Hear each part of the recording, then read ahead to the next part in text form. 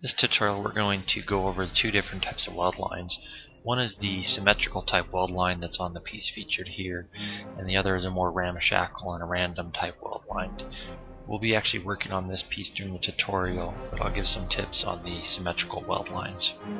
So the first step here is we need to mark exactly where we want our weld lines to be. The best tool I found for this is just a simple standard Sharpie marker, and the width of the black mark is just about perfect for the weld line on your terrain. If you want to do more of a symmetrical type weld line, what you're going to want to do is get a seamstress tape measure, and I find it's easiest just to wrap this around the tube and you'll get the circumference, and then you can divide that by the correct number of panels you want and make a little template. I've also included a couple pictures there of another piece for some inspiration with a hemisphere on each end of the tank.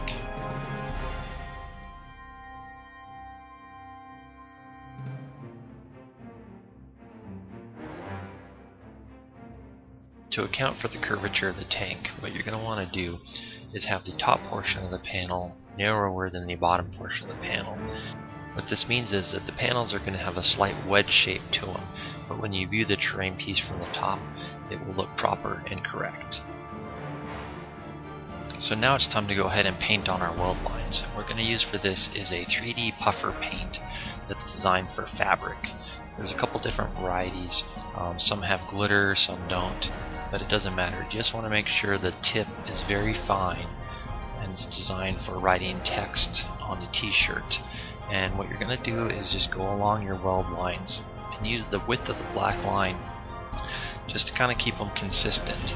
And when you apply this, what you want to do is try and hold the bottle perpendicular to the surface and use like a sewing machine motion.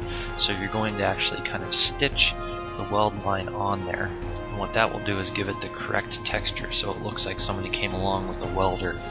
And when it dries, it looks very rough and irregular, and it turns out quite well. The first time I did this, I kind of laid down a solid line, and it didn't turn out very good. It was very smooth, and it just didn't have that welded texture. So just get a piece of old foam board and kind of play around with it, and it's actually a lot of fun.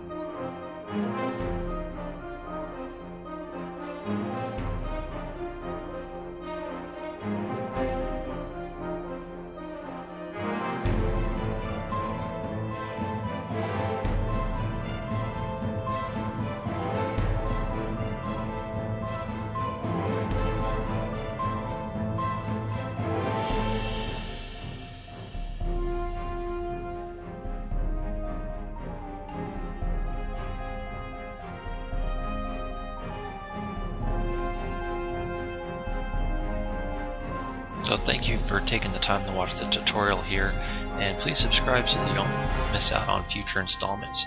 We'll be painting this up soon to make it look like rust, and starting on the wooden nail and plank tutorial.